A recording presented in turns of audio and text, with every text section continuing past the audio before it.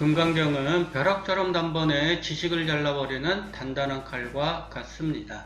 지식이 많은 사람일수록 에고가 강합니다. 에고는 나를 언제나 세상의 중심에 세웁니다. 에고는 늘 사물과 상황을 해석하고 판단합니다. 눈을 감아보세요. 머릿속을 맴도는 숱한 이미지들이 보이나요? 에고는 수많은 이미지를 마치 현실처럼 그립니다. 우리는 이미지를 따라 현실을 구성합니다. 이미지를 이상이나 이념과 같은 추상적인 말로 표현해도 좋습니다. 바깥에 거대한 지식을 세우면 우리는 어김없이 에고에 빠져버립니다. 오쇼 아저씨는 붓다는 아무 이념이 없다. 그는 아무런 이념도 제시하지 않는다라고 이야기합니다. 이념은 에고가 만든 지식일 뿐입니다. 이상과 이념에 물들도록 우리는 불안에 빠집니다. 이상과 이념은 쉽게 현실에서 이루어질 수 없기 때문입니다. 이상과 이념을 현실에서 실현하기 위해 온갖 고통도 마다하지 않던 성인들을 생각해 보세요. 지식에 집착하는 사람은 늘 자기 생각을 따라 상황을 판단하려고 합니다. 그는 끊임없이 의심합니다. 이것은 이래서 문제고 저것은 저래서 문제입니다. 모든 것을 의심하다 보면 결국에 실체가 드러나지 않느냐고요? 데카르트는 모든 것을 의심하는 과정에서 결코 의심할 수 없는 것 하나를 발견했다고 선언합니다. 생각하는 나입니다. 생각하는 나가 의심하는 것만은 의심할 수 없다는 게 모든 것을 의심한 데카르트의 결론입니다. 나는 생각한다. 그러므로 나는 존재한다는 유명한 구절로 그는 자신의 생각을 표현합니다. 근대 철학의 시작을 알리는 데카르트의 이 말과 라제니시가 이야기하는 지혜는 같은 것일까요? 다른 것일까요? 라제니시는 데카르트가 세운 생각하는 나를 인정하지 않습니다. 그는 생각하는 나를 넘어서는 자리에서 무심을 발견합니다. 무심에 이른 존재는 생각하는 나도 없고 존재하는 나도 없습니다. 생각하는 나와 존재하는 나를 단단한 칼로 내리친 자리에서 무심이 뻗어나옵니다. 라제니시가 의심이라는 말 대신 복종이라는 말을 사용하는 까닭은 여기에 있습니다. 라제니시는 복종이라는 말에서 철저하게 듣는다는 의미를 뽑아냅니다. 무엇을 철저하게 듣는다는 것일까요? 가슴 깊은 곳에서 퍼져나오는 진리입니다. 일단 진리의 말을 듣고 나면 다시 말해 무심에 이르면 우리는 더 이상 옳고 그름을 판단하지 않습니다. 시비를 따지는 건 에고가 잘하는 행동입니다. 에고는 언제나 옳고 그름을 따지며 우리를 극단으로 몰아붙입니다. 이렇게 했어야 하는데 너는 저렇게 했다며 에고는 우리를 꾸짖습니다. 이렇게와 저렇게를 나누는 기준은 어디에서 나올까요? 에고에서 나옵니다. 에고는 언제나 기준을 세우고 우리를 울타리에 가두려고 합니다.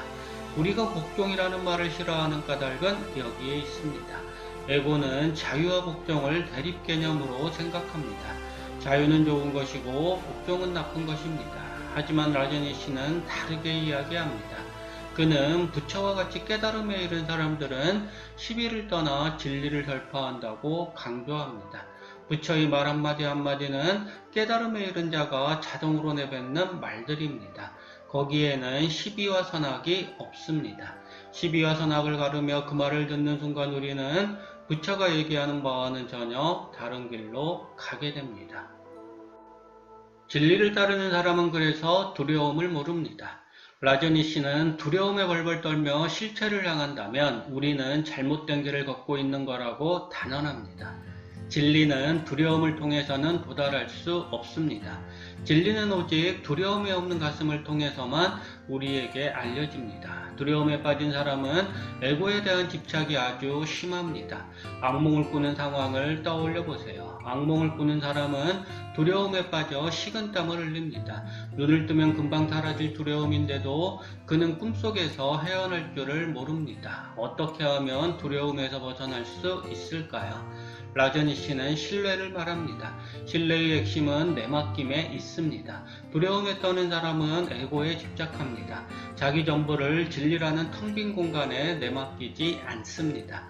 강물에 몸을 부린 사람을 생각해 보면 됩니다. 강물에 몸을 내맡기지 않고 강물과 싸운다면 어떻게 될까요?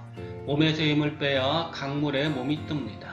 두려움에 떨며 강물과 싸우면 싸울수록 우리 몸은 강물 속으로 깊이 빠져듭니다. 진리에 온몸을 내맡긴다는 것은 곧 두려움 없이 진리와 하나가 되는 마음을 가리키는 셈입니다. 금강경이라는 책은 사실 일반 사람들이 이해하기는 참으로 어려운 책입니다. 이 책은 깨달은 자들이 걸어가야 할 길을 제시하고 있기 때문입니다. 깨달은 자를 보살이라고 합니다. 보살은 무심으로 세상을 관조하는 자입니다. 소승불교에서 말하는 아라한이 개인의 깨달음에 집중한다면 대승불교의 보살은 개인의 깨달음을 사회적 깨달음으로 전파하려는 사명을 지닌 존재들을 일컫습니다. 깨달음을 얻은 부처는 왜 저 너머에 있는 진리의 세계로 가지 않고 이 세상에 머물렀을까요?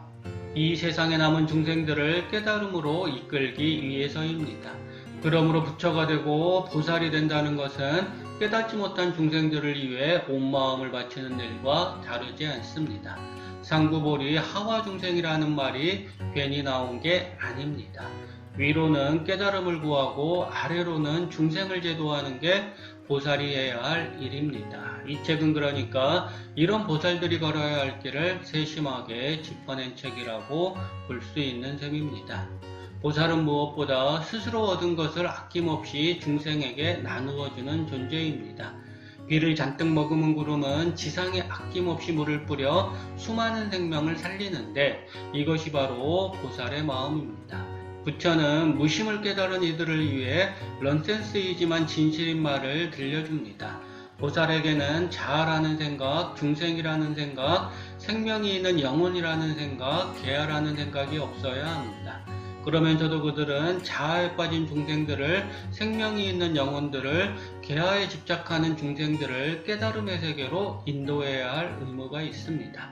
이상하지 않나요? 자아라는 생각이 없는데 자아에 빠진 중생들을 인도한다는 말이요? 보살은 깨닫기 이전의 중생이 어떤 모습을 지니고 있는지 정확히 알고 있습니다. 보살 또한 깨달음을 얻기 이전에는 중생이었기 때문입니다. 깨달음의 이름 부처가 하는 말을 깨달음의 이름 보살은 무심으로 듣습니다. 무심으로 듣지 않으면 말에 새겨진 의미에 현혹됩니다. 이 책 곳곳에 스며있는 넌센스나 비논리는 이러한 맥락에서 살펴봐야 하겠습니다. 그렇다고 부처가 말하는 진리가 어려운 것은 아닙니다. 부처가 말하는 진리는 아주 간단합니다. 진리의 텅 빈 자리를 깨우치라는 것입니다. 아주 간단한 이 진리를 그러나 우리는 쉽게 이해하지 못합니다. 에고에 갇혀서 진리를 보기 때문입니다. 에고에 집착하면 할수록 우리는 단순한 진리를 복잡하게 생각합니다. 간단한 얘기를 복잡한 개념으로 풀어내는 철학자들을 생각해 보세요. 지식에 매인 철학자들은 개념이란 허위에 붙들려 쉬운 진리로부터 끊임없이 멀어집니다. 철학책을 읽다 보면 지식에 이르는 길은 참으로 험난합니다. 개념 하나를 이해하기 위해 수많은 다른 개념이 필요합니다. 개념들이 펼치는 미로를 어찌어찌해서 통과하면 또 다른 미로가 우리를 맞이합니다. 그 끝에는 무엇이 있느냐고요? 개념의 미로가 있습니다. 개념은 개념으로 이어지고 개념은 또 개념으로 이어집니다. 단순한 것을 복잡하게 만들수록 지식을 갈구하는 사람들에게 환영을 받습니다. 쉬운 지혜를 말하는 사람들 입장에서 보면 이해할 수 없는 일입니다. 부처는 자비를 말했고 예수는 사랑을 말했습니다. 자비와 사랑만큼 단순한 진리가 어디에 있을까요? 자비를 실천하고 사랑을 실천하면 세상은 지금보다 훨씬 좋은 사회가 될 수 있습니다. 그런데도 사람들은 자비와 사랑을 수많은 개념으로 치장하여 복잡한 이론들을 생산합니다. 개념에 매인 지식인들만큼 애고가 강한 사람들이 어디에 있을까요? 그들은 자신의 주장이 옳다는 것을 알리기 위해 끊임없이 말을 하고 글을 씁니다. 말과 글로 어떻게 개념을 정확히 표현할 수 있을까요? 말은 또 다른 말을 낳고 글은 또 다른 글을 낳습니다.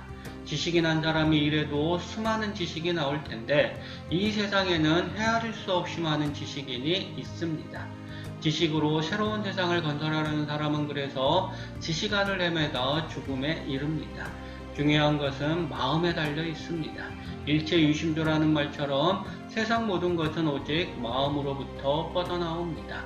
내가 마음을 어떻게 먹느냐에 따라 세상이 달리 보인다는 말입니다.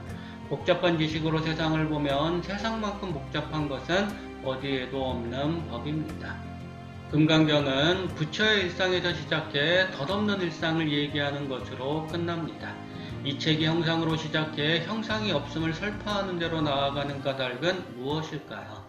형상을 이해해야 형상이 없음을 알게 됩니다. 색즉시공 공즉치색이란 말도 있지 않나요? 이 말 또한 보살의 경지에 이른 사람만이 이해할 수 있습니다. 우리와 같은 범부들 또한 그들 말을 사용할 수 있지만 우리가 생각하는 경지와 다른 곳에 그 말들의 진위가 있습니다.